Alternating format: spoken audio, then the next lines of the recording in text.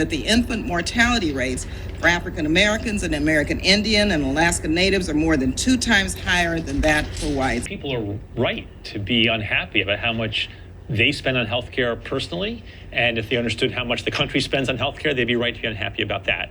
And as you said, Joanne, it's not just a matter of how much we spend, but how little health we get for it.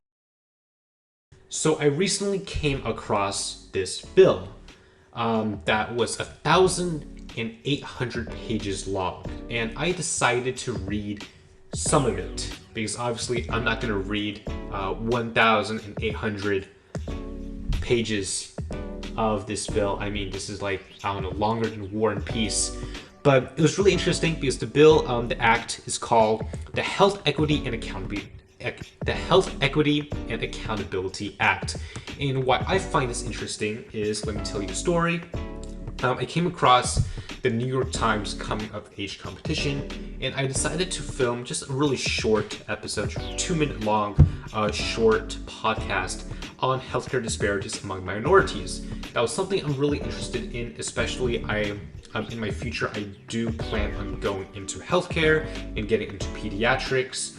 And also, I love to, combine the political side of things and examine why there are disparities among minorities and different ethnic groups in healthcare. So I decided to dive a little deeper because a lot of things, you see online, it's really surface area. And no one really dives into, bills and these, policies and actually reads them. So I decided to do that for you and to research as much as I can and explain it to y'all. So I hope you enjoy this video. So we will dive right into the Health Equity and Accountability Act. It has been proposed in Congress several times to address disparities for racial and ethnic minorities. It proposes a comprehensive approach to reduce disparities in order to improve quality of healthcare, as well as increase workforce diversity in healthcare, and also addressing social determinants of health. The HEAA, as we will call it for short, is significant because it not only targets the healthcare system, but also the environmental and economic factors that contribute to these disparities. So one part of this, which I found really interesting and I wanted to share with you, is first expanding access to quality healthcare services, especially on cardiovascular care for women and minorities. As you can see here on section 7,303, report on cardiovascular care for minorities and women. It says by adding that to a report to improve a report on the quality of access to care for women and minorities with heart disease, stroke, and other cardiovascular diseases. The report shall contain recommendations for eliminating disparities and improving the treatment of heart disease, stroke, and other cardiovascular diseases in women, racial, and ethnic minorities. So this report significantly and really specifically targets heart disease, stroke, and other cardiovascular conditions. And then why is this important? Because first, cardiovascular diseases are a major public health issue today, and it actually disproportionately affects certain groups. It's not just, it affects all. It actually does target specific groups more, such as, for example, Black adults are more likely to suffer from hypertension and other heart-related conditions, while women's heart disease symptoms are under-recognized. And by producing these annual reports, the HEAA pushes for systematic improvements and adjustments to healthcare that can directly reduce and prevent cardiovascular deaths. So one of kind of the common factors that healthcare workers would look at, especially for cardiovascular diseases, is first your genetics and your physical health right next date. But a lot of the things we overlook are someone's race or sex or gender.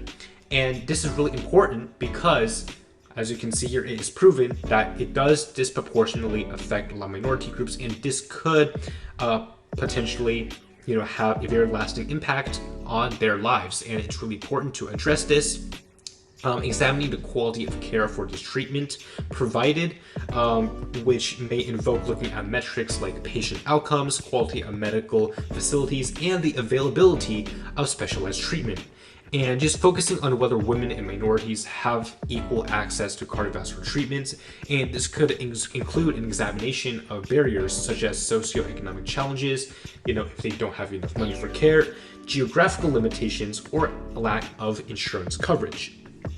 So just recognizing that the factors such as housing, education, stability, environmental conditions, it does significantly affect the health outcomes. So why is all this important? Well, as of 2019, Black individuals comprised only 5.4% of physicians, and Hispanic individuals made up of 5.8%, despite representing 13% and 18% of the US working age population.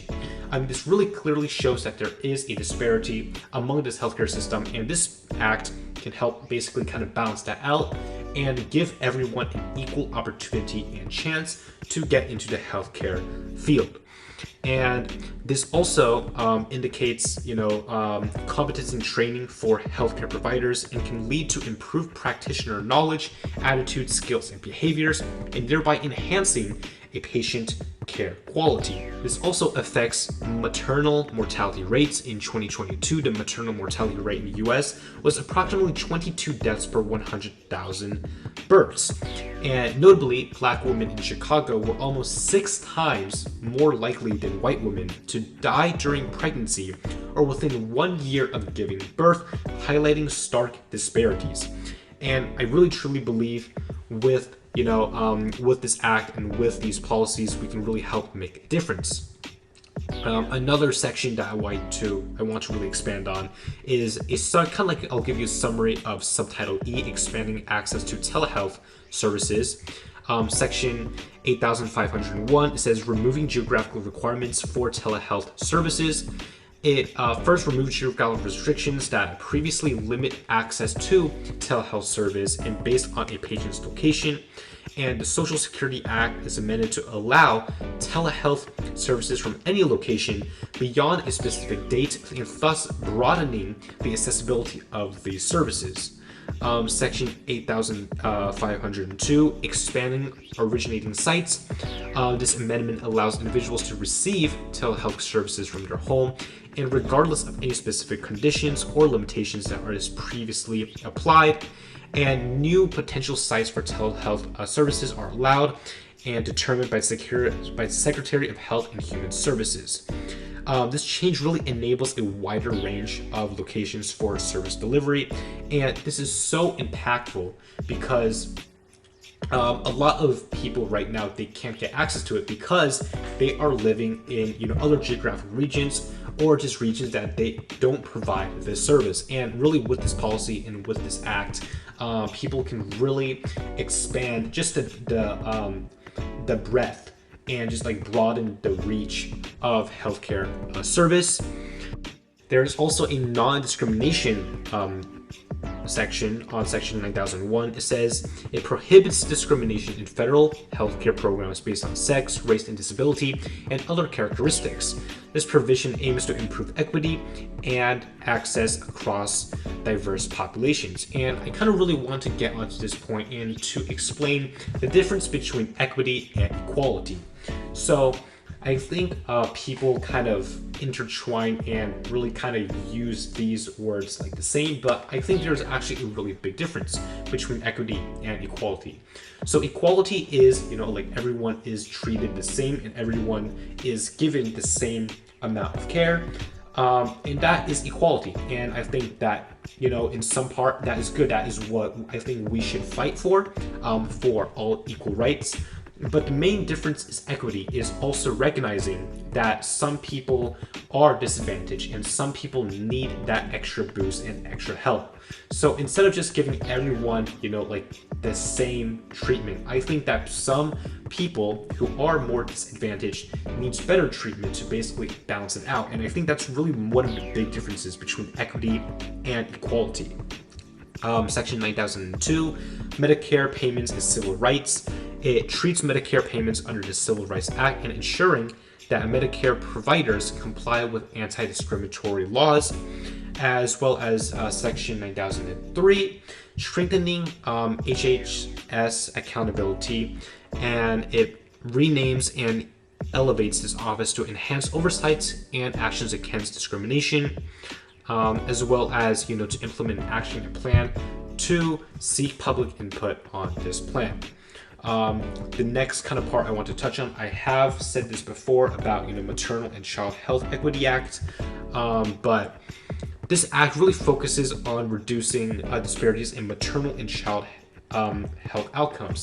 This really kind of ties in to the Health Act, but this really provisions for improving access to paternal and postnatal care and provides grants for healthcare facilities and develop culturally competent care practices. This is crucial because a lot of minority children are disproportionately affected by poor maternal health outcomes.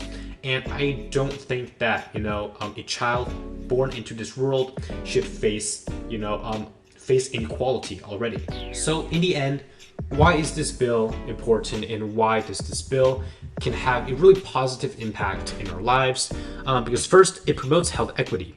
As I already said, that it targets systemic barriers in healthcare, and it not only just targets the healthcare itself, but also targets the social determinants of healthcare, such as housing, transportation, education, and just other factors that really determine someone's healthcare.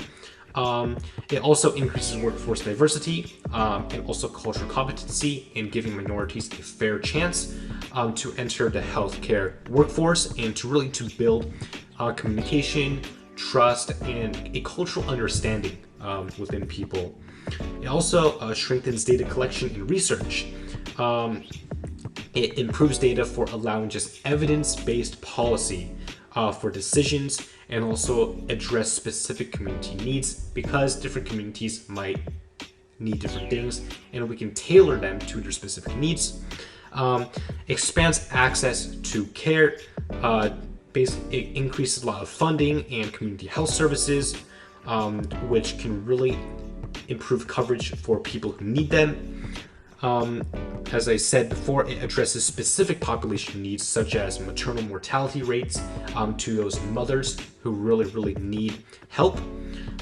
Innovation solutions like telehealth services, particularly for rural areas where people can't really get access to the internet or telehealth, and it can just broaden the range of healthcare.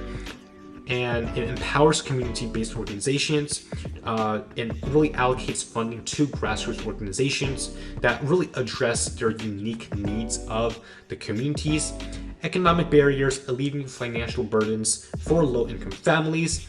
And finally, it improves public health emergencies, preparedness for minority communities, and ensuring equitable access to resources and during crises, such as pandemics, as well as chronic diseases. So it's really a comprehensive framework that really seeks to close the gap, as well as broadening healthcare coverage among minorities and people. And I think the main point to focus on is equity. So this act is a comprehensive framework that seeks to close the gap within healthcare access and all of these systemic barriers to allow everyone to have an equal chance. And to the viewers, and to leave with one message, I think that message would be, there's a difference between equity and equality. And to achieve equality for all, I think we need to first focus on equity and really bringing and supporting these disadvantaged communities. And in this case, what I'm talking about is healthcare, and to really bring and support the communities and the people you're living with. And just watching this, I hope I can share this message, and I hope everyone has a great day and leaves with something that you might learn today. And I'll see you next time.